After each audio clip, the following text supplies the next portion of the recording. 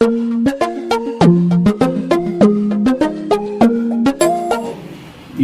రోజు ఈ ప్రార్థన కూడికలోనికి చేరి వచ్చినటువంటి దేవుని బిడ్డలైన మీ అందరిని బట్టి నేను ప్రభువుని స్తుతిస్తున్నాను. మీ అందరికీ ప్రభు పేరట నా ప్రేమ వందనాలు చెల్లిస్తాను. మీ అందరికి వందనాలండి. మరలా యేసయ్యకి కూడా స్తుతులు చెల్లిద్దామా? హల్లెలూయా.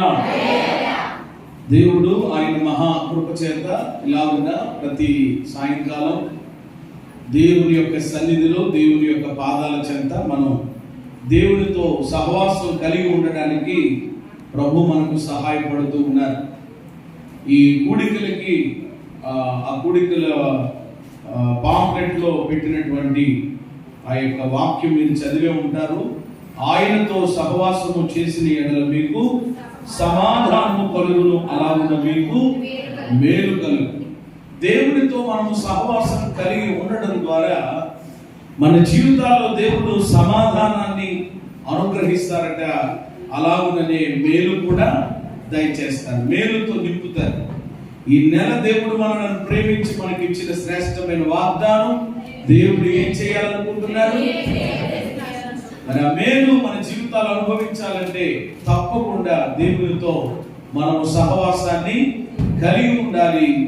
ఈ సహవాసాన్ని ఎవరు కూడా మరి పోగొట్టుకోకూడదని దేవుని సన్నిధి పట్ల మీరు కలిగి ఉన్న ఆసక్తిని బట్టి, దేవుని సన్నిధి పట్ల మీరు కలిగి ఉన్న మక్కువను బట్టి ప్రభు యొక్క నామంలో నేను మిమ్మల్ని అభినందిస్తున్నాను. సియోనులో నుండి నా దేవుడు మిమ్మల్ని ఆశీర్వదించును గాక. ఆమేన్. వర్తమానంలోనికి వెళదాం. మరి గడిచినటువంటి దినముల నుండి మనం నేర్చుకుంటున్నటువంటి కొన్ని ఆత్మీయ పాఠాలు, నినేవే ప్రజలు దగ్గర నుండి మనం నేర్చుకుంటున్నటువంటి ఆత్మీయ పాఠాలు. ఆ పట్టణము దేవుని యొక్క ఉగ్రతకు గురి కాకుండా, దేవుని యొక్క ఉగ్రత నుండి అలాగే నాశనం నుండి ఆ పట్టణం తప్పించబడిందని, ఆ పట్టణ ప్రజలు వారి జీవితాల్లో మరి దేవుని యొక్క నుండి గొప్ప మేలు మరి పొందుకున్నట్లుగా మనం లేఖనాలలో ఆల్రెడీ మనము జ్ఞాపకం చేసుకుంటూ వచ్చాం. అయితే వీళ్ళు కీడు మేలుగా వాళ్ళ జీవితంలో మార్చబడడానికి, నాశనం నుండి ఉగ్రత నుండి వారు తప్పించబడడానికి గల కారణం ఏమిటి అని అంటే, వాళ్ళు మొట్టమొదటిగా ఏ అనుభవాన్ని కలిగి ఉన్నారు? వినే అనుభవం. మొదటిగా వాళ్ళు ఏం చేశారు చెప్పండి? విన్నారు. ఏం విన్నారు? ప్రకటన విన్నారు. దేవుని యొక్క మాటను విన్నారు. విన్నవాళ్ళు విన్నట్లుగా ఉండలేదు. వెంటనే వాళ్ళు దేవుని ఎడల ఏం చూపించారు అంటే విశ్వాసం చూపించారు. ఒకటి విన్నారు, రెండు దేవుని యందు విశ్వాసం, మూడవది ఉపవాసాన్ని వాళ్ళు నిర్ణయించుకున్నారు. ఉపవాసాన్ని వాళ్ళు ప్రతిష్ఠించుకున్నారు. అంటే వాళ్ళ విశ్వాసము వట్టి విశ్వాసంగా లేదు, వాళ్ళ విశ్వాసం ఎలా ఉంది? క్రియలు కలిగినదిగా ఉందన్నట్లుగా మనకి ఇక్కడ అర్థం అవుతా ఉంది. అలాగే ఉపవాసం ఉన్నటువంటి వాళ్ళు కూడా ఒక మంచి పని వాళ్ళు చేస్తా ఉన్నారు. అదేమిటి అని అంటే గోనె పట్ట వాళ్ళు ధరించారంట. ఏం ధరించారండి? అప్పుడు దాకా ఉన్న మంచి వస్త్రాలు, అప్పుడు దాకా ఉన్న విలువైన వస్త్రాలు. ఆఖరికి రాజు సైతం తన రాజవస్త్రాలను ఏం చేశాడట? తీసివేసి, చెప్పండి, అందరూ. అది అందరూ అనే మాట చాలా బాగుంది కదా. గనులేమి అల్పులేమి, ఎవరు మినహాయింపు లేకుండా అందరూ ఒక మంచి నిర్ణయంలోనికి వచ్చేసారు, ఒక మంచి ప్రతిష్టలోనికి వాళ్ళు వచ్చేసారు. వాళ్ళు గోనె బట్ట కట్టుకున్నారు. గోనె బట్ట నేర్పించే ఆత్మీయ పాఠాలు ఇప్పుడు 4వ మాటలో మనం ధ్యానం చేస్తున్నాం. 4వ వారు కలిగి ఉన్న లక్షణంలో గోనె బట్ట నేర్పించే ఆత్మీయ పాఠాలు. గడిచిన రాత్రి 8 విషయాలు చెప్పాను నేను మీకు. 2 విషయాలు. మొదటిది, గోనె బట్ట దేనికి సాదృశ్యంగా ఉంది? పరిత్యజించుట అనగా ఏం చేయడం? విడిచిపెట్టడం, మానుకోవడం. విడిచిపెట్టవలసిన వాటిని ఏం చేయాలట? విడిచిపెట్టాలి. మానుకోవలసిన వాటిని మానుకోవాలి. ఏ విడిచిపెట్టాలో ధ్యానం చేశాం, ఏం మానుకోవాలో కూడా ధ్యానం చేశాం. వీళ్ళు ఈ 2 చేశారు. విడిచిపెట్టారు, చెప్పండి, సేమ్ టైం మానుకున్నారు. కాబట్టి ఈరోజు ఈ అనుభవం గోనె బట్ట ధరించడం అని అంటే భౌతికంగా ధరించకపోవచ్చు, కానీ ఆత్మీయ అర్థాన్ని మనం తీసుకుంటే ఖచ్చితంగా ఈ ప్రత్యేకమైనటువంటి ప్రతిష్ఠించబడినటువంటి దినాల్లో ఈ అనుభవాన్ని మన జీవితాల్లో కలిగి ఉంటే దేవుడు తన కార్యాన్ని ఖచ్చితంగా మన వ్యక్తిగత కుటుంబ జీవితాల్లో ఆయన జరిగిస్తారు. ప్రభువుకి మహిమ కలుగును గాక. రెండవది ఏం చేయాలట? గోనె బట్ట అనగా రెండవది ప్రలాపించుట. ఏమి చేయుట?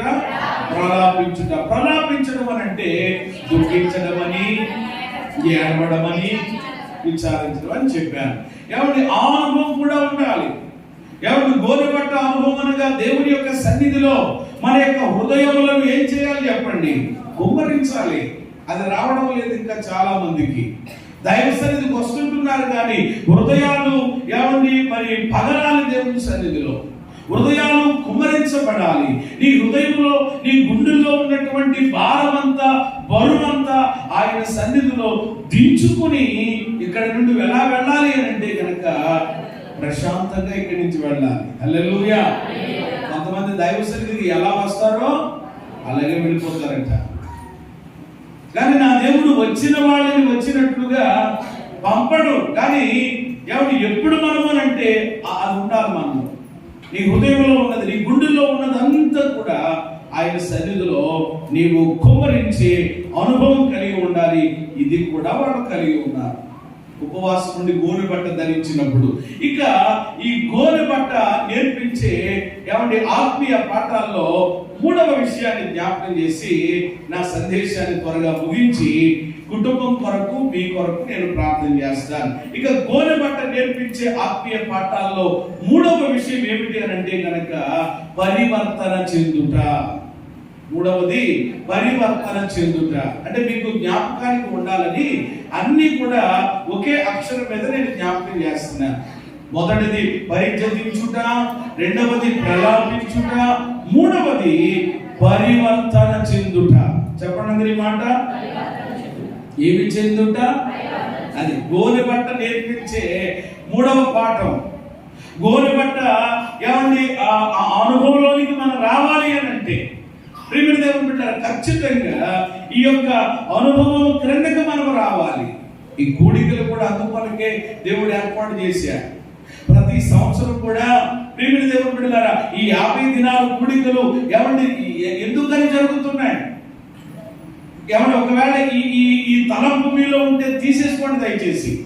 ఏమంటే అందుకని ఈ కూడికలకు మనం పెట్టుకున్నటువంటి పేరు ఏమిటి అని అంటే స్టార్టింగ్ లోనే ఉంది. చెప్పండి ఏమిటి? ఆత్మీయ. ఏంటంటమ్మా? అంటే దేవుడు మన నుండి ఏం కోరుకుంటున్నాడు? ఆత్మీయతను. చెప్పండి, దేని కోరుకుంటున్నాడు? ఆచారం కాదు, ఆనవాయితీ కాదు. ప్రియమైన దేవుని బిడ్డలారా, అందరూ చేస్తున్నారని మనము చేయడం కాదు.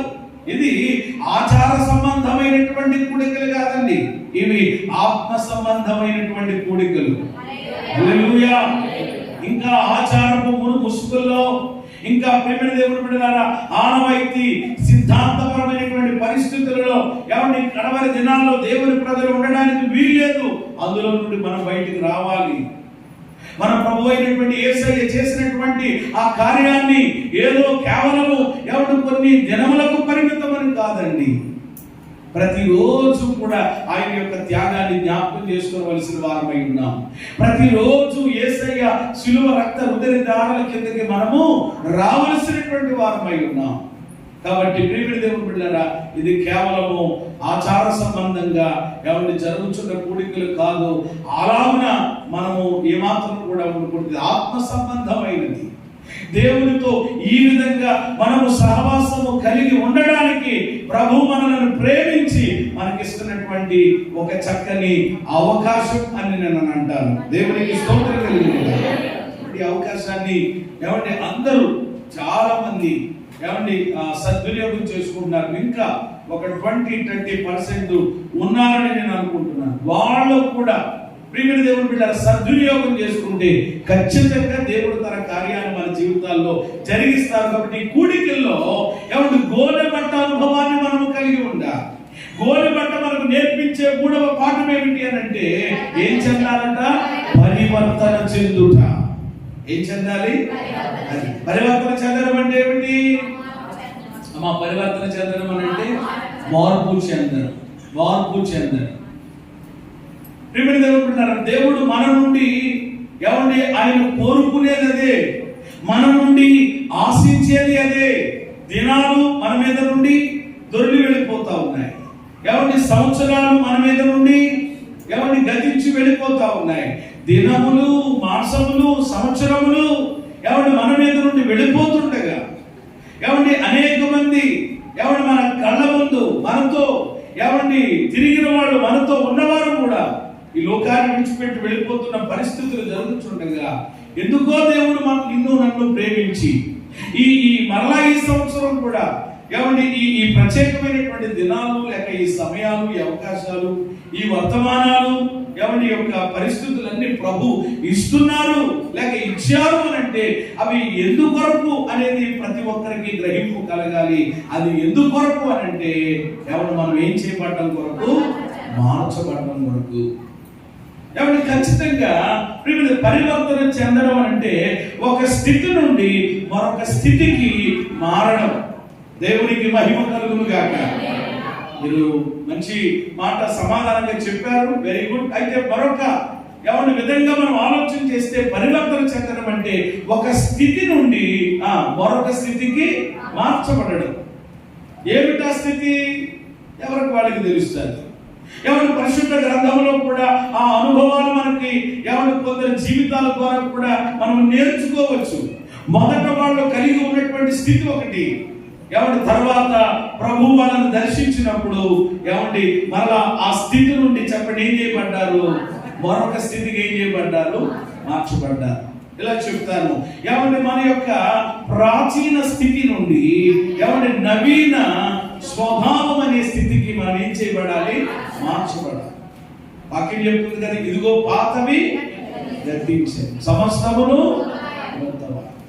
కాబట్టి ప్రేమ దేవుడు పిల్లలు, మార్పు అనేటువంటిది, మార్పు చెందడం మనందరికి ఇక్కడ బెస్ట్ ఎగ్జాంపుల్ అన్నమాట. ఖచ్చితంగా మార్పుల గురించి మాట్లాడినప్పుడు దీని గురించి మనం మాట్లాడుకోకుండా ఉండలేదు. ఏమిటి అది అంటే కనుక గొంగళి పురుగు అనుభవం. చెప్పండి ఏమిటది? గొంగళి పురుగు. గొంగళి పురుగు ఏమంటే ఒకప్పుడు ఏమంటే దానిని చూస్తే ప్రతి ఒక్కరికి కూడా ఏం కలుగుతుందంటే అసహ్యం కలుగుతారు. గొంగళి పురుగుని ఎవరిని కూడా ఇష్టపడరు కదా అసలు. అది అలా వెళుతుంటేనే మీ మీద పాకినంతగా చాలా మంది ఫీల్ అవుతారు. అది గోడ మీద వెళ్తా ఉంటుంది కానీ మీ మీద పాకినట్లుగా అనిపిస్తారు కొంతమంది. ఏమండి దాని యొక్క విధానం, దాని యొక్క పరిస్థితిని చూసినప్పుడు ఒక రకమైనటువంటి అసహ్యం, ఒక రకమైనటువంటి వికారం కలుగుతుంది ఎవరికైనా. అలాంటి గొంగళి పురుగు చెప్పండి మనందరికీ తెలుసు. ఒక రోజు ఏమైందంట? మాట్లాడండి దయచేసి. ఏం చిలకట అంటే ఇప్పుడు చూడండి ఏం మారింది ఇప్పుడు చెప్పండి మీరు. మొదటగా ఏం మారిందో చెప్పండి. నేను అంటాను పేరు మారింది. హల్లెలూయా. ఏం మారింది? దాని పేరేంటి? ఇప్పుడు దాకా ఏం చెప్పారు? మరి ఇప్పుడు ఏమంటున్నారు కదా? పేరు మారిపోయింది. ఏమన్నా పేరుతో పాటు చెప్పండి ఏం మారిపోయింది? తన యొక్క స్వభావం మారింది, తన యొక్క శరీరం మొత్తం టోటల్ గా. అసలు రెండు దగ్గర పెట్టుకుని చూడండి ఒకసారి. ఏమంటే అసలు ఏంటి ఎంత చేంజింగ్ ఏంటి అది? ఏమంటే ఎంత అద్భుతంగా ఉంటుంది నిజంగా. ఏమంటే గొంగళి పురుగును ప్రియమైన దేవుని బిడ్డలారా ఈ ప్రపంచంలో ఏమంటే అందరూ అసహించుకుంటారు, ఎవరు ఇష్టపడరు కదా. కానీ నేను అంటాను సీతాకోక చిలుకను ఏమంటే ఇష్టపడనటువంటి వాళ్ళు ఎవరైనా ఉన్నారా? ఎవరైనా ఉన్నారా? ఎవరైనా ఉన్నారని అంటే వాళ్ళు చాలా వాళ్ళ గురించి పేపర్లు ఇవ్వాలి. ఖచ్చితంగా ప్రతి ఒక్కరు ఇష్టపడతారు దాన్ని. కాబట్టి అందుకని చెప్పి కొన్నిసార్లు చాలా మంది గృహాల్లో కూడా గృహాన్ని అలంకరించుకోవడానికి వీటిని ఉపయోగిస్తున్నారనమాట. సీతాకోక చిలుకల బొమ్మల్ని ఉపయోగిస్తారు ఇంటిని అలంకరించుకోవడం. చూసారా ఎంత ఇదిగా? అంటే అనేకులు ఇష్టపడే విధంగా అది మార్చబడిపోయింది. ఈరోజు మన జీవితాలు కూడా అలా మార్చబడాలని దేవుడు కోరుకుంటున్నారు, ఆశిస్తున్నారు. కాబట్టి దేవుడే కాదు, అలా మార్చబడాలి అనేటువంటి ఆ ఆశ, ఆ తృష్ణ, ఆ వైరాగ్యం చెప్పండి మనలో కూడా కలగాలి. దేవునికి స్తోత్రం కలగాలి. మారాలి అనే మనసు మనకు లేకుండా చెప్పండి ఏ వ్యక్తి కూడా మార్చబడదు. ఇప్పుడు తాగే వ్యక్తి ఉన్నాడు ఉదాహరణకి, ఆ త్రాగుడు నుండి విడుదల పొంది ఎందుకు ఈ బ్రతుకు ఏమంటే త్రాగినటువంటి వ్యక్తికి సమాజంలో ఏమి లేదట. త్రాగుబోతు సుబ్బారావు గారు వస్తున్నారని అంటారా?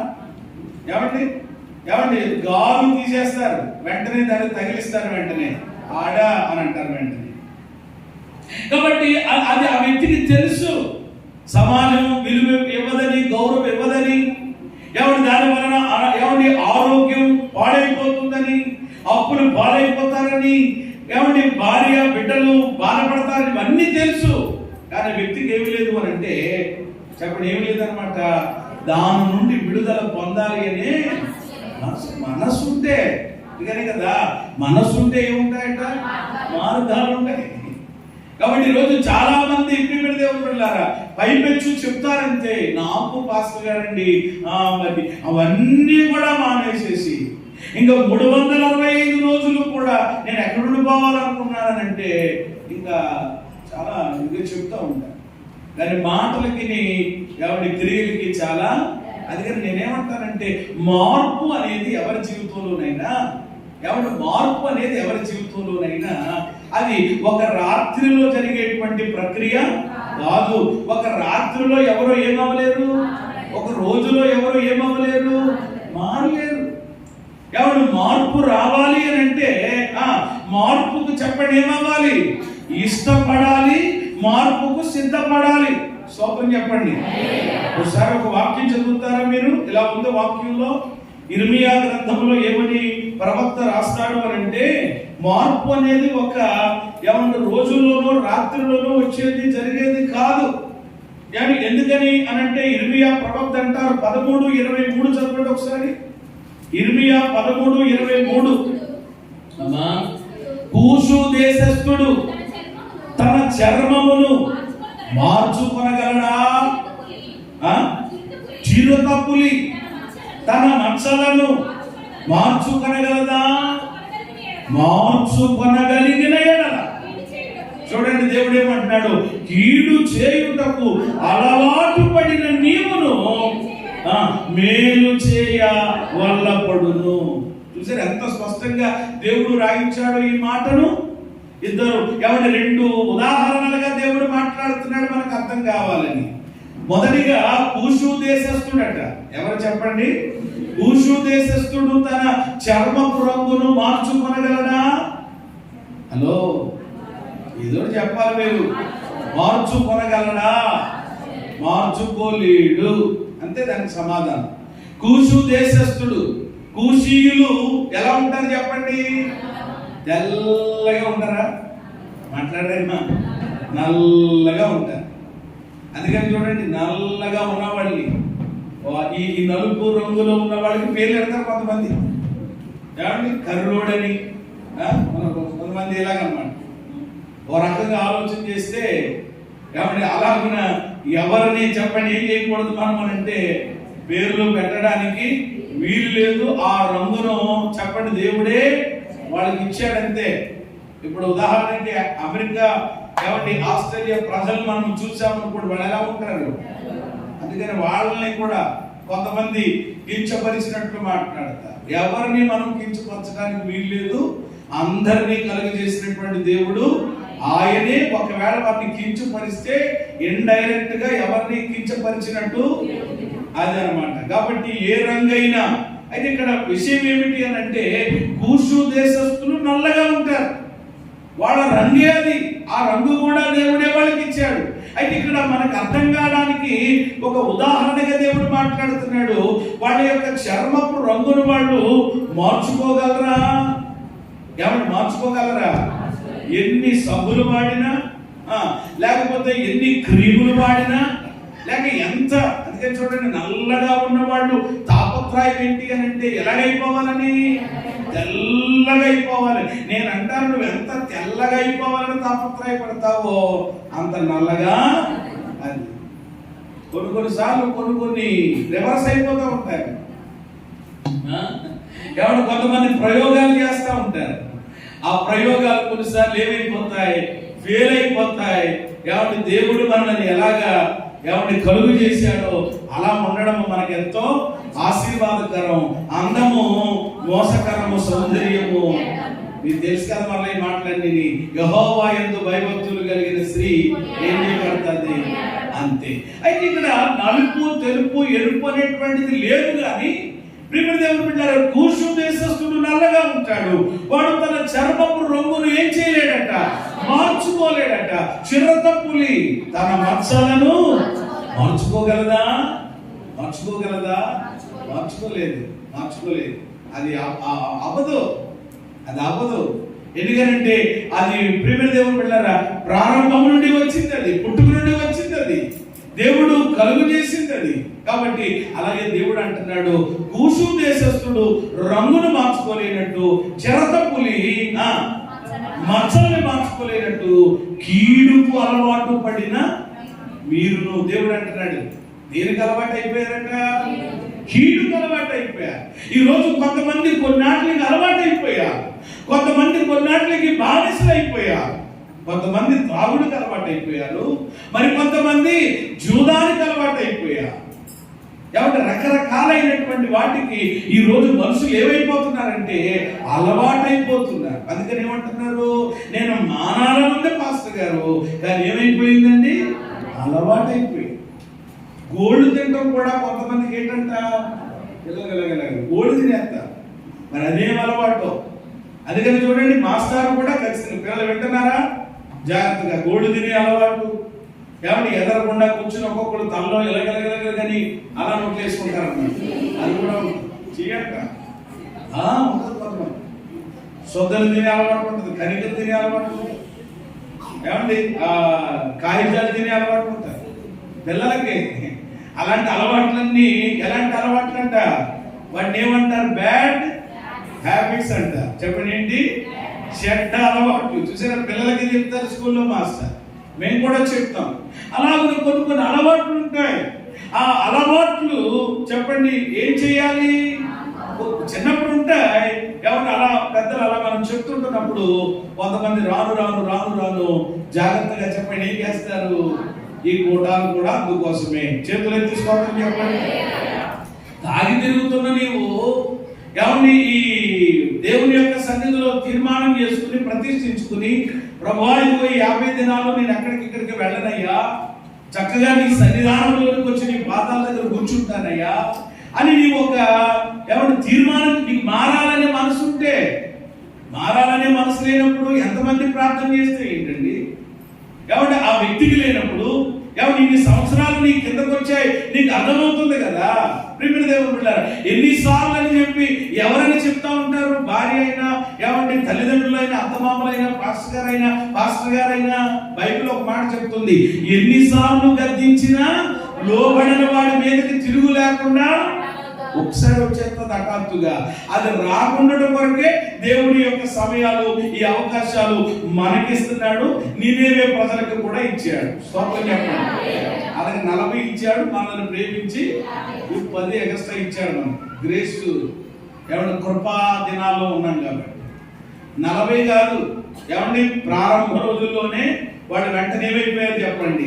సెట్ అయిపోయారు. ఇప్పుడు అదే నేర్చుకుంటున్నాము.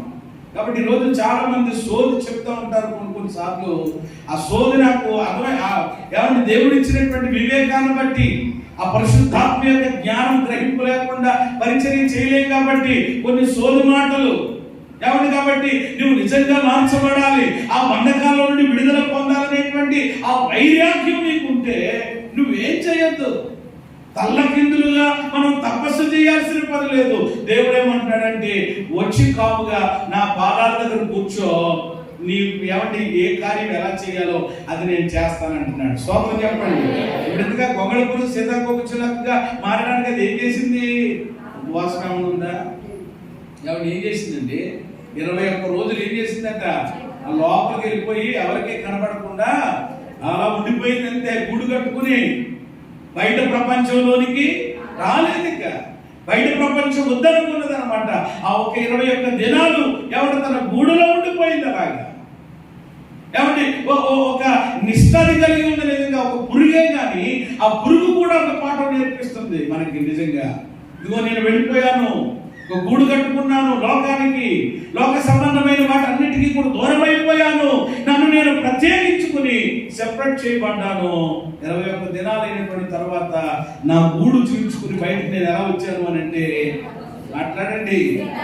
అలా 50 రోజులు అయిన తర్వాత మనము ఎక్కడ నుండి బయటికి విడుదుము గాక. స్తోత్రం చెప్పండి అందరూ కూడా. ఆ గూడు ఏమిటి అని అంటే దేవుని సన్నిధి. చెప్పండి, ఆ గూడు ఏమిటి అన్నమాట? సన్నిధి, సహవాసం. కాబట్టి మార్పు ఎవరిని కూసు దేశస్తుడు రంగు మార్చుకోలేడు, ఎవరిని చెరతపొలి మచ్చలు మార్చుకోలేదు, కీడుకి ఎవరిని ఆయా రకాలైనటువంటి పరిస్థితులకు అలవాటు పడిపోయినటువంటి ఎవరిని మనము కూడా ఏమవ్వలేము, మార్చబడడం, మేలు చేయడం, మంచిగా బ్రతకడం, నీతిగా బ్రతకడం, యథార్థంగా బ్రతకడం అది మనకు వల్ల పడదు, మనకు అవ్వదు. కానీ ప్రియమైన దేవుని బిడ్డలారా, నీకు గనక ఆ ఆసక్తి ఉంటే, నీకు గనక ఆ మనసు ఉంటే ప్రియమైన దేవుని బిడ్డలారా, మనకు వల్ల పడదు. అందుకనే దేవుని వాక్యం చెప్తుంది, ఇది మనుషులకు అసాధ్యమే, దేవునికి సమస్తము సాధ్యం. నమ్మిన వాళ్ళ స్తోత్రం చెప్పండి. మనక నేను మా కష్టమని భాష అవును, మనకి చాలా కష్టమే, నిజమే. మనం మనుషులు, మనం బలహీనులు. ఏది మంచిది చేయాలనుకుంటామో ఆ మంచిది కాకుండా ఏం చేస్తాం?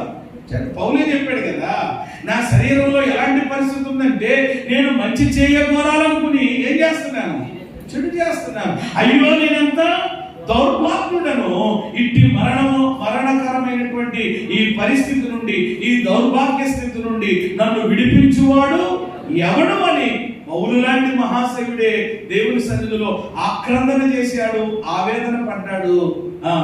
ఏమండి తర్వాత ఏమండి ఆ పాప మరణ నియమముల నుండి దేవుని ద్వారా అతడు ఏం పొందాడు? విడుదల పొందాడు. చేతులెత్తి స్తోత్రం చెప్పండి. అది లోపల ఉండాలి. ముందు మనకి మార్పుకు ప్రతి ఒక్కరు ఏం పడాలి చెప్పండి? సిద్ధపడాలి. మనం సిద్ధపడినప్పుడు దేవుడు తప్పకుండా చెప్పండి మన యొక్క వ్యక్తిగత జీవితాలను మనము ఆ చేదైన చెడ్డ అలవాట్లు ఏవైతే ఉన్నాయో వాటన్నిటి నుండి నెమ్మదిగా ప్రభు మనల్ని ఏం చేస్తారు చెప్పండి? వాటి నుండి విడిపిస్తాడు. మనలను మారుస్తాడు ఆయన యొక్క స్వరూప్యములోనికి. దేవునికి మహిమ కలుగును గాక. ఆమేన్, హల్లెలూయా. 50 దినాలు అందుకని దేవుడు ఇస్తా ఉన్నాడు. పరిశుద్ధ గ్రంథంలో కొందరు వ్యక్తుల్ని చూస్తే అలా ఎంతో మంది. యాకోబు కూడా ఒకప్పుడు మోసగాడే, కానీ దేవుని పాదాల అనుభవాన్ని కలిగి ఉన్నప్పుడే మోసగాడైన యాకోబు ఎలా మార్చబడ్డాడు కదా. ప్రియమైన దేవుని బిడ్డలారా, కొందరి యొక్క జీవితాలు మోడైపోయింది, వాళ్ళ యొక్క జీవితాలు ఎండిన స్థితికి వెళ్ళిపోయింది. నయోమి అంటది, నన్ను ఇక మీరు ఏమని పిలవకండి, నయోమి అని కేకేయండి, నన్ను ఏమని కేకేయండి, మారా అని పిలవండి అన్నది. చూసారా? అంటే నయోమి అనే మాటకు అర్థం ఏంటి? మధురం. కానీ ఏమైపోయింది? బ్రతుకు చేదైపోయింది, మారైపోయింది. అది నేనే చేసుకున్నాను. అది ఏదో కరువు వచ్చిందని, ఏదో ఇబ్బంది వచ్చిందని ఏం విడిచిపెట్టేసిందంట? బెత్లెహేమును రొట్టెలను విడిచిపెట్టి తన సొంతని ఆధారం చేసుకుని శాపగ్రస్తమైనటువంటి దేశానికి వెళ్ళింది. చూసారా? దాని తర్వాత మళ్ళా ఆమె చెప్పండి ఏం చేయబడింది? మార్చబడింది. తిరిగి సంపన్న దేశము నుండి, సమృద్ధి కలిగిన దేశము నుండి వచ్చిందో మరలా ఆ దేశమునికి తిరిగి బయలుదేరి వెళ్ళింది. స్తోత్రం చెప్పండి. తన కోడలు రూతమ్మ జీవితంలో నుండి దేవుడు అద్భుతమైనటువంటి కార్యాన్ని చేసి మరలా నయోమి యొక్క సాక్ష్యాన్ని చివరిలో చూస్తే దేవుడు బలపరిచినట్లుగా చూస్తాం. కాబట్టి అది మనం కలిగి ఉండాలి ఖచ్చితంగా. పరిశుద్ధ గ్రంథంలో అలా ఎంతో మంది గురించి నేను చెప్పగలను. ఎవరి పౌలు గురించి మనందరికీ తెలుసు. ఆయన ఒకప్పుడు ఎవరిని సౌలుగా ఉన్నప్పుడు ఎలాంటి వాడో మనకు తెలుసు. అతడు ఎంత అద్భుతంగా మార్చబడ్డాడు, ఎంత అద్భుతంగా ఆయన రూపాంతరం చెందాడు. ఇలా ఉన్న ఎంతో మంది జీవిత పేతురు ఎవరిని యేసు ప్రభుల వారు ఎవరో నాకు తెలియదని ఎన్నిసార్లు పొంకాడట. ముమ్మారు పొంకినటువంటి పేతురు ఎవరిని ప్రేమిడి దేవుడు వేలాది మంది ప్రజల మధ్యలో ఎవరిని యేసయ్య గురించి సాక్ష్యం ఇచ్చాడు. ఎవరిని అక్కడ ముగ్గురు దగ్గర పొంకాడు, కానీ మార్చబడిన తర్వాత 3000 మంది దగ్గర ఒప్పుకున్నాడు. ప్రేమిడి దేవుడు బిడ్డలారా, ఎవరిని అనేక మందికి దీవెనకరంగా మార్చబడ్డాడు. ఇలా ఎంతో మంది జీవితాలు ఉన్నాయి, ఎవరి సాక్ష్యాలు ఉన్నాయి పరిశుద్ధ లేఖనాల్లో. కాబట్టి ఈ కూడికల ద్వారా మనం కూడా ఈ అనుభవంలోనికి గోనె పట్ట అనగా ఏమి చెందుట? పరివర్తన చెందుట. చెప్పండి, ఏమి చెందుట? పరివర్తన చెందడం అంటే ఒక స్థితి నుండి మరొక స్థితికి రావడం, మూడైన స్థితి నుండి చెప్పాలి. నేను చెప్పే ప్రతి మాటకి మీరు కరెక్ట్ అవుతూ ఉండాలి. ఒక స్థితి నుండి మరొక స్థితికి అంటే మూడైన స్థితి నుండి ఎవరిని చిగురించేటువంటి అనుభవంలోనికి ఈ ఎవరి ప్రేమ దేవుని బిడ్డలారా నిర్జీవ స్థితి నుండి జీవం కలిగినటువంటి స్థితికి, ఎవరిని శాపగ్రహమైనటువంటి స్థితి నుండి ఆశీర్వాదకరమైన ఆ స్థితిలోనికి మార్చబడడమే ఏమి చెందడం? పరివర్తన చెందడం. మార్పు అనేది ఒక రోజులో రాదు. అందుకనే 50 రోజులు ఇచ్చారు. నిజంగా ఎవరిని మారాలనేటువంటి వ్యక్తి ఈ బలహీనతలో నుండి, ఈ యొక్క వ్యసనంలో నుండి, ఈ క్రియలో నుండి నిజంగా నేను మారాలనుకుంటున్నాను పాస్టర్ గారని ఖచ్చితంగా తీర్మానం చేసుకుని ఏ రోజు విడిచిపెట్టకుండా ప్రభు యొక్క పాదాల దగ్గర ఏమని గడిపితే మనం ఎప్పుడు ఈ కుడుకులు ముగించుకుంటాం మీ అందరికీ తెలుసు. ఎప్పుడు చెప్పండి? ఈస్టర్ రోజు నాడు. అంటే ఈస్టర్ అంటే ఏమిటి? పునరుద్ధానం. చెప్పండి ఏంటన్నమాట? ఖచ్చితంగా ఆ పునరుద్ధాన దినమున ఎవరిని మృతతుల్యమైనటువంటి ప్రతి పరిస్థితిలో నుండి అలా తీర్మానం చేసుకున్నటువంటి ప్రతి వ్యక్తిని కూడా దేవుడు పునరుద్ధానపు అనుభవంతో ఎవరిని నింపి ఆ పరిస్థితులను విడిపించి ఖచ్చితంగా ప్రియమైన దేవుని బిడ్డలారా ఆఖరి రోజు 50వ రోజు దేవుని యొక్క సన్నిధిలో అలా ప్రతిష్ఠత కలిగిన వాళ్ళని ఖచ్చితంగా దేవుడు సాక్షిగా నిలబెడతారు. అలా కాకపోతే ఎవరిని నన్ను అడగొచ్చు మీరు, ఎవరిని ప్రేమ ఎందుకని నేను ఇదవలేదు పాస్టర్ మీరు చెప్పండి అని చెప్పి నన్ను మీరు గట్టిగా ప్రేమ దేవుని బిడ్డలారా మాట్లాడిన ఎవరి దానికి నేను సమానం. కానీ ఈరోజు ఎక్కడది? ఎవరిని ఏదో ఒక విధానం అదే మరి ప్రేమ ఆటంకాలు వస్తాయి, అభ్యంతరాలు కలుగుతాయి, అవరోధాలు వస్తాయి. వాటిని అధిగమించి మారాలనేటువంటి ఆ మనసు ఎంతకాలం అయిపోతుంది? నేను ఎప్పుడు ఒకటే మాట చెప్తాను, ఒకే ఒక్క జీవితం. చెప్పండి, ఎన్ని జీవితాలు? మనకు 10 జీవితాలు ఒక జీవితం ఉందా? ఒకటే జీవితం. ఒకటే జీవితం. ఇది చాలా శ్రేష్టమైనటువంటిది. మళ్ళా ఏదో అవతారాలు ఎత్తుతాను, ఏదోలా పడతాననేటువంటి అవకాశం లేదు దేవుని పిల్లలకి. ఒకే ఒక్క జీవితం, శ్రేష్టమైన జీవితం. ఎవరి ఆ జీవితాన్ని ఎవరి ప్రేమ ఇక్కడ ఉండగానే ఎవరి మనం దానిని ఆశీర్వాదకరంగా మనము ఎవరి మలుచుకుని మన జీవితాన్ని సార్థకం చేసుకుని మనము దీవించబడి అనేకులకు దీవెనకరంగా మనం ఆశీర్వదించబడి అనేకులకు చెప్పండి ఎలా మారాలి? ఆశీర్వాదకరంగా మార్చబడాలి. అందుకని 50 దినాల కూడికల్ని ప్రభు మనకిస్తా ఉన్నారు. ఈ నినేవే వారు, నేను ముగిస్తున్నాను జాగ్రత్తగా వినండి ఆఖరి మాట. ఈ నినేవే వారు ఏమండి దేనికి సిద్ధపడ్డారు అని అంటే మార్పుకు సిద్ధపడ్డారు. చెప్పండి, నినేవే వారు మార్పుకి ఏమయ్యారు? సిద్ధపడ్డారు. అందుకనే ఈ గోనెపట్ట అనుభవంలోనికి వాళ్ళు వచ్చారు. ఈ గోనెపట్ట అనుభవంలోనికి వచ్చారు ప్రేమిల దేవుని బిడ్డలారా. వాళ్ళు విడిచిపెట్టవలసినటువంటి వాటిని ఏం చేశారు చెప్పండి? విడిచిపెట్టేశారు. మానుకోవలసిన వాటన్నిటినీ కూడా మానుకున్నారు. వాళ్ళు మార్పుకు ఏం పడ్డారన్నమాట? సిద్ధపడ్డారు. గనుకనే దేవుడు వాళ్ళ జీవితాల్లో ఒక అద్భుతమైనటువంటి కార్యాన్ని జరిగించారు. కాబట్టి గోనెపట్ట అనుభవం మనం కలిగి ఉంటున్నామా? నిజంగా అయ్యా నిజమే ప్రభు, ఈ బలహీనత ఉందయ్యా, ఈ యొక్క బలహీనతలో నుండి నేను బయటకు రాలేకపోతున్నాను, అన్ని విషయాలు బాగానే ఉంటున్నాను, ఇది మీ మాట విషయంలోనే అన్ని విషయాలు బాగానే ఉంటున్నాను, ఈ చూపుల విషయంలోనే అన్ని విషయాలు బాగానే ఉంటున్నాను, అయ్యా ఈ క్రియ విషయంలోనే ప్రభువా ఖచ్చితంగా నేను మారాలి, లేక నేను విడుదల పొందాలి అని కోరుకుంటే దేవుడు తప్పక ఆ గోనె పట్ట ఏమైనా అనుభవాన్ని మనం కలిగి ఉన్నప్పుడు ఆ ప్రతి విధమైన పరిస్థితుల్లో నుంచి మనల్ని విడిపించి మార్చి మన జీవితంలో ఒక అద్భుతం చేస్తా. అదేంటో ఒకసారి చదువుకుని ప్రార్థన చేసుకుందాం రండి. కీర్తనల గ్రంథం ఏమంటే గోనె పట్ట అనగా పరివర్తన చెందాలి అనే మనసు కలిగి ఉంటే దేవుడు ఏం చేస్తారో చూడండి. 30వ కీర్తన 12వ చరణం. 30వ కీర్తన 12వ చరణం. నీవు నా గోనె పట్ట విడిపించి సంతోష వస్త్రమును నన్ను ధరింపజేసి ఉన్నావు. దేవునికి మహిమ కలుగునుగా. చేతులెత్తి స్తోత్రం చెప్పండి. ఏ విడిపించి? గోనె పట్ట విడిపించి. గోనె పట్ట విడిపించి దేవుడట ఏ వస్త్రం ధరింపజేస్తాడంట? సంతోష వస్త్రం. చెప్పండి, ఏ వస్త్రం? సంతోష వస్త్రం, ఆనంద వస్త్రం ఆయన ధరింపజేస్తాడు. ఎప్పుడైతే మనలో నిజమే ప్రభువా నేను పరివర్తన చెందా, నేను మారాలి ప్రభు. అందుకని చాలా మంది స్త్రీలకు నేను చెప్పే ఒక మాట ఏమిటి అని అంటే, మీ భర్త మారడం చాలా మంచి విషయం, మీరు కలిగి ఉంటున్నారు ఆ తప్పన. చాలా మంది మన సంఘంలో ప్రార్థన చేస్తున్నారు భర్తలు మారాలని. దేవుడు తప్పకుండా సహాయం చేస్తాడు. ఏమంటే మీరు ప్రార్థన చేస్తున్నారు విశ్వాసంతో చేయండి, మేము కూడా ప్రార్థన చేస్తున్నాం. సేమ్ టైం ఏమంటే భర్తే కాదు ప్రేమిడి దేవుడు బిడ్డలారా, ఏమంటే వ్యక్తిగతంగా మనం కూడా ఏం చేయబడాలన్నమాట? మార్చబడాలి. కొంతమంది ఓ రోజు పాస్టర్ గారి దగ్గరికి వచ్చి చెప్పి ముగిస్తారు.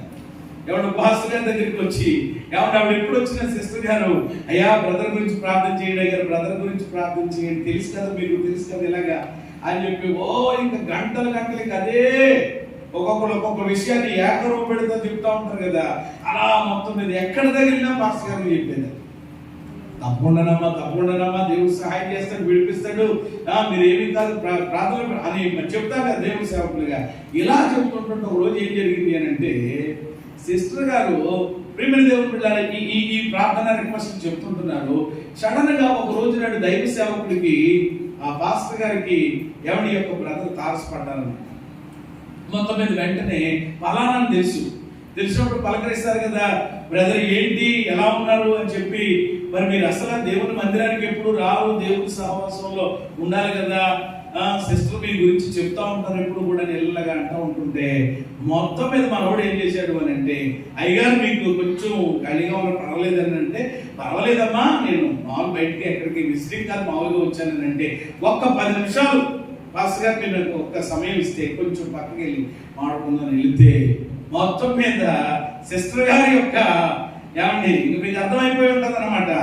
అంత విప్పి అయ్యా ఇలా ఉంటుందయ్యా అయ్యారు, ఏమంటే నాకు ఆ బలహీనత, నాకు ఆ ఇబ్బంది ఉందని చెప్పి నేనే ఒప్పుకుంటున్నాను, కానీ అంతకంటే ఎక్కువగా నేను చాలా ఇదైపోతున్నాను. ఈ పరిస్థితి ఏమండి అమ్మగారు సిస్టర్ గారు ఇప్పుడు మీకు చెప్పలేదేమో, నేనేమో ఆమె మీద ఏమంటే కావాలని నేనేది చెప్పట్లేదు, నా భార్య మీద నేను ఎందుకు అలా చెప్తాను, దయచేసి ఈ విషయం గురించి కూడా ప్రార్థన చేయండి. ఇప్పుడు ప్రియమైన దేవుడు బిడ్డలారా, సిస్టర్ గారు ఎప్పుడు ఎవరి గురించి చెప్పేది అనమాట? బ్రదర్ గారి గురించి చెప్తే, బ్రదర్ గారు ఇప్పుడు ఎవరి గురించి చెప్పారు? అప్పుడు ఏం చేస్తారు? తప్పకుండా ప్రార్థన చేద్దామన్నా. కొంతమంది ప్రియమైన దేవుడు బిడ్డలారా ఏమంటే ఆశపడతా ఉంటారు. నాకు తెలిసి ఒక సహోదరి ఇక్కడ కాదులేండి ప్రియమైన దేవుడు బిడ్డలారా ఎప్పుడు ఇలాగా యస్మాన్ గురించి చెప్తా ఉంటుంది. కానీ సేమ్ అదే పరిస్థితి నాకు ఏర్పడింది అనమాట. పాస్టర్ గారు మీకు తెలిసలేదా, మొన్న బంధువులు ఎవరో వెళ్తూ ఉంటుంటే వాళ్ళతో ఏమన్నా కలిపి ఏదో ఎక్కడో కూడా అంటే ఎక్కడికో అది. మరి అసలు దేవుని ప్రజలు, దేవుని బిడ్డలు అలాంటి స్థలాలకు వెళ్ళవలసినటువంటి చోటు కాదు. అక్కడికి వీళ్ళని ఇంకేంటండి భక్తి చేయడం, అసలు ఇంకేంటండి ఆవిడ ప్రార్థనకు వచ్చాడు మరలా అని చెప్తూ ఉంటుంటే, ఇప్పుడు మేము ఏం చేస్తాం మధ్యలో? సరే బ్రదర్ ప్రార్థన చేద్దామండి అని ఏమంటే నేను రావడం జరిగింది. కాబట్టి ఒక వ్యక్తి మారాలి అనేటువంటి అభిప్రాయం మనం కలిగి ఉన్నప్పుడు ఖచ్చితంగా సేమ్ టైం ఏమంటే మనం కూడా ఏం చేయబడాలి చెప్పండి? నేను అంటాను మార్పు అనేది ఎక్కడి నుంచి ప్రారంభం కావాలి? నా దగ్గర నుంచే. దేవునికి స్తోత్రం చెప్పండి. మీరు ఎంత కుళ్ళోడు అని అంటే మన అని ఎవరిని కలిపేస్తారనమాట. ఎప్పుడు వచ్చింది మన బతుకులకి? ప్రియమైన దేవుని బిడ్డలారా మన కాదు, మార్పు అనేది ఎక్కడి నుంచి రావాలి? నా దగ్గర నుంచి అని అంటే మన ఏంటి మళ్ళా? కాబట్టి అందరూ ప్రార్థనలో కూడా ప్రభా అందరూ మారిపోవాలి, అందరూ ఇదైపోవాలి. ఎప్పుడైనా నీవు వ్యక్తిగత ప్రార్థనలో నేను మార్చబడాలి ప్రభువా, ఈ బలహీనతల నుండి, ఈ బద్ధకల నుండి నేను రావాలి నాయన, నేను రాదు ప్రభువా, అందరికీ కలిపేయటమే. ఇక మన ప్రార్థనలో ఏమైనా కలిపేయటమే వచ్చింది. కాబట్టి వ్యక్తిగతం, పర్సనల్ గా ప్రభు దగ్గర పగలడం మనకు వస్తే దేవుడు తప్పకుండా మనలను మారుస్తాడు, అనేకులకు దీవెనకరంగా చేస్తాడు. చేతులెత్తి స్తోత్రం చెప్పండి. ఒక గోనె పట్ట నేర్పించే ఆత్మీయ పాట. వింటున్నారా? నా మాటలు అర్థమవుతున్నాయా? గోనె పట్ట నేర్పించే ఆత్మీయ పాఠాలు. మొదటిది గోనె పట్ట అనగా పరిత్యజించుట అంటే విడిచిపెట్టుట, విడిచిపెట్టాల్సిన వాటిని మానుకోవాల్సిన వాటిని అవి రెండు చేశారు నినెవే ప్రజలు. రెండవది ప్రలాపించుట అంటే ఏంటో చూసాం, అది కూడా వాళ్ళు కలిగి ఉన్నారు. మూడవది ఏమిటి అని అంటే పరివర్తన చెందాలి. నినెవే పట్టణం చాలా భయంకరమైనటువంటి పట్టణం అండి. నిజంగా అలాంటి ప్రజలు మార్చబడ్డారంటే ఎంత వాళ్ళు సిద్ధపడ్డారండి. వాళ్ళకి ఆ మారాలనేటువంటి ఆ మనసు కలిగింది వాళ్ళకి. అది నీకు లేనప్పుడు ప్రియమైన దేవుని బిడ్డలారా, ఎంతమంది ప్రార్థన చేస్తే ఎవరి సుఖమే ఉంటుందో ఆలోచించి. కాబట్టి అది లోపల మనకు కలగాలి. అయ్యా నిజంగా ఈ కూడికల ద్వారా నేను పరివర్తన చెందాలి, నేను మార్చబడాలి అని మనం ఆశపడితే ఖచ్చితంగా మన గోనె పట్ట ప్రభు ఏం చేస్తారు చెప్పండి? విడిపించి నీకు సంతోష వస్త్రాన్ని ఆయన ధరింపజేస్తాడు. హల్లెలూయా. కాబట్టి దేవుని సన్నిధిలో తీర్మానం చేసుకుందాం. ఈ గోనె పట్ట అనుభవాన్ని మన ఆత్మీయ జీవితానికి అన్వయించుకుందాం. దేవుని కార్యాలు అనుభవిద్దాం. మరొక మాట, రేపటి కూడికలో నేను జ్ఞాపకం చేస్తాను. ఇప్పటికీ ఈ మాటలను పరిశుద్ధాత్మ దేవుడు మన యొక్క హృదయాలలో ముద్ర వేసి ఫలభరితంగా చేయుగాక.